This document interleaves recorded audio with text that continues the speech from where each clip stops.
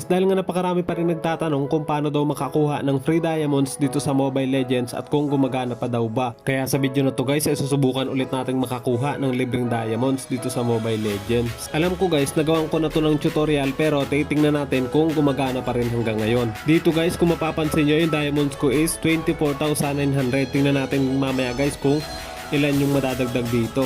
So claim muna natin guys yung mga dapat i-claim bago natin simulan yung tutorial. At meron nga rin pala tayong pag-giveaway guys sa mga solid na supporters dito sa Facebook at sa YouTube channel. So pa-subscribe na rin guys ng aking YT channel. Siguro ilalagay ko lang dyan yung link sa comment section. At pa-follow and like na lang guys na aking Facebook page at i-comment nyo na lang dyan yung ML ID nyo. So tara na guys. Ito yung aking diamonds ngayon guys, 24,900. So simulan na natin yung tutorial. Ito pa rin guys yung ginagamit kong application na pinagkukunan ng libreng diamonds, yung Joy It. So sa mga hindi pa nakakalam guys, ilalagay ko na lang yung link din sa comment section. So huwag kayong mag-alala guys, safe yung application na to at hindi ito sugal. So papakita ko sa inyo guys kung paano makakuha ng libreng diamonds dito.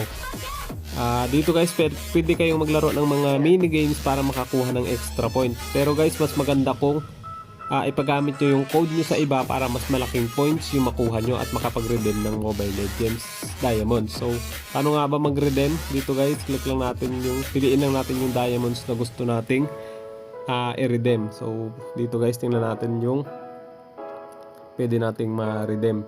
Yung points ko dito guys is medyo malaki na kasi ang tagal ko nang ginagamit ng application na to. So, itry natin to guys, yung 2,000 diamonds. Tingnan natin guys kung gumagana pa rin siya hanggang ngayon. Kasi ang tagal ko na rin tong hindi nabubuksan. Lagay lang natin dito yung ating ML ID at server. Then, click natin tong redeem. At kapag na-click nyo guys yung redeem, submit successfully. So, ibig sabihin guys, successful yung ating redemption. So, exchange diamond. Dito nga guys, success na nga yung ating niredeem. Tingnan natin guys kung pumasok na sa aking account yung niredeem natin na libreng diamond. So, kapag pumasok guys, ibig sabihin gumagana pa rin yung application na yon. Ito na nga guys, at 27,298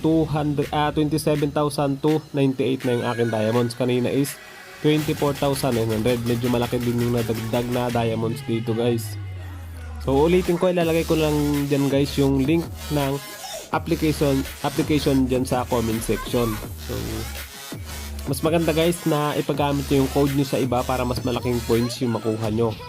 Kapag minigames kasi hindi ganun kalaki, pero kapag matyaga kayo guys makakaipon din kayo. So yun, tuloy-tuloy lang natin yung pamigay guys sa mga solid na supporters. Pa-follow and like ng page at pa-subscribe na aking YT channel at i-comment nyo na lang dyan guys yung ML ID at server ng mga account nyo.